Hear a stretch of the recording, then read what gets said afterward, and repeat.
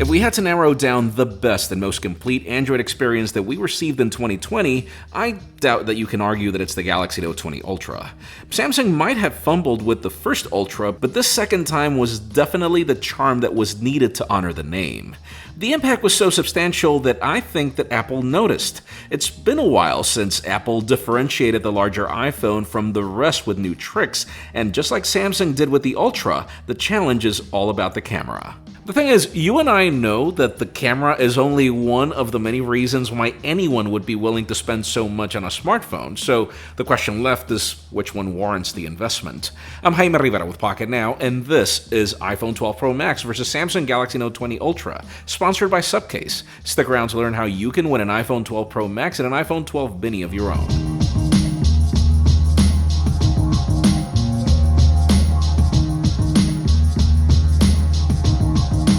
We have two of the largest smartphone makers in the world, a price difference that's around two Benjamins, two of the most complete ecosystems, and yet the broadest set of differences you'll find on two devices. If you think that this is only a feud between iOS and Android, you're missing the bigger picture, so let's begin with the hardware. This is probably the toughest department in which to call a winner given the differences and similarities. Both have a metallic frame with a shiny finish, but the materials are different. Apple's stainless steel is technically stronger than Samsung's aluminum, but it's not like if either has failed a durability test. Both have a frosted back that'll deter fingerprints depending on the color you pick, and both claim to have the strongest glass at the front with either Ceramic Shield or Gorilla Glass Victus, which I'm going to call the same technology because they're both made by Corning. The Galaxy is visually larger than the Max, but looks can be deceiving. It is 4mm taller and almost a millimeter thicker, but then the Max is a hair wider and the crazy 20 grams heavier. Now, where the scale tips significantly towards Samsung is when you measure the displays, and it's mainly because even if both devices are rocking OLED panels made by Samsung, Apple for some reason is not driving this display to its full potential. The Galaxy has a slightly taller panel with more pixel density and better screen-to-body ratio. They both have amazing color reproduction, contrast ratio, and detail, but only the Note is capable of 120Hz refresh rate if you're okay with an unnoticeable penalty in resolution. Apple swings back with the flat display we all wish Samsung would adopt, but then falls short with a notch that Samsung dealt with differently. And sure, Samsung's ultrasonic fingerprint scanner is not the fastest, but I'll take it any day over being forced to use Face ID in this pandemic. Ones in tow. By contrast, the iPhone 12 doesn't. Both have dual-firing speakers that I find comparable. If only the efficiencies would extend to the entire. But really where Samsung just obliterates Apple in this display is because of its Wacom digitizer. See, Samsung didn't just invent the phablet category years ago to give us a larger phone. Back then, just like today, this larger canvas has a purpose. Pop out the S Pen and this phone becomes a digital notepad, write your notes and match them with voice recordings, highlight work on the Microsoft Office suite, use it as a mouse if you want more precision, and the usage scenarios are just endless. And best of all, you can simply tuck away the S Pen and use this as a regular phone, while the 12 Pro Max is just a phone that's large for the sake of being large.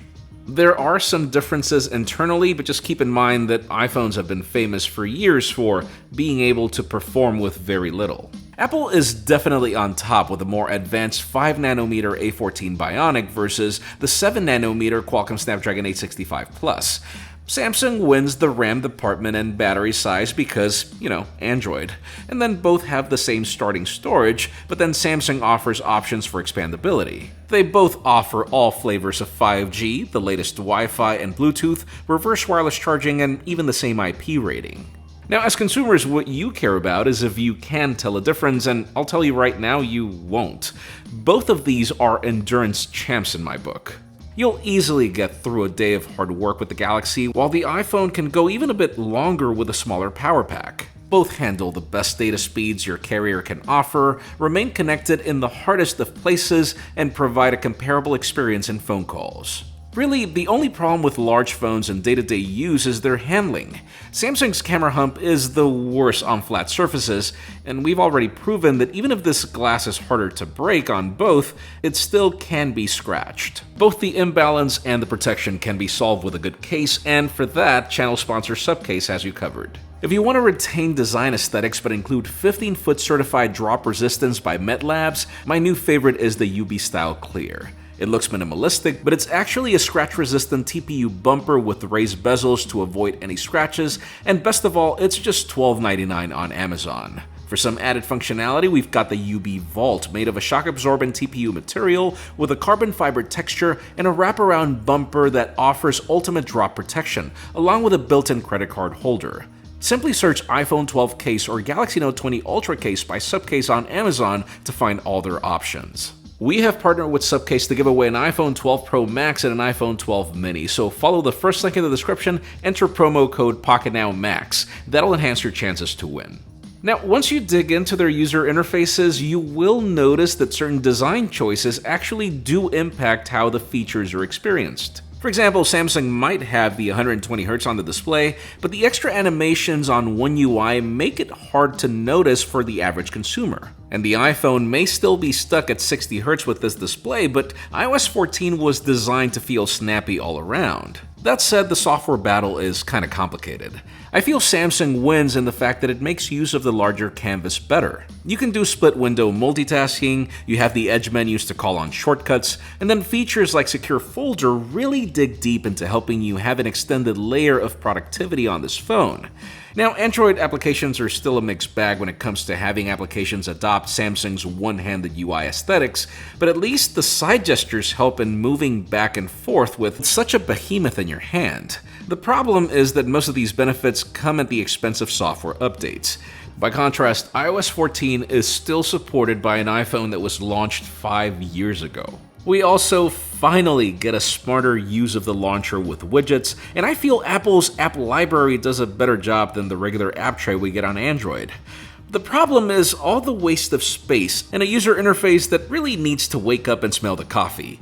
This phone is not designed to fit in one hand.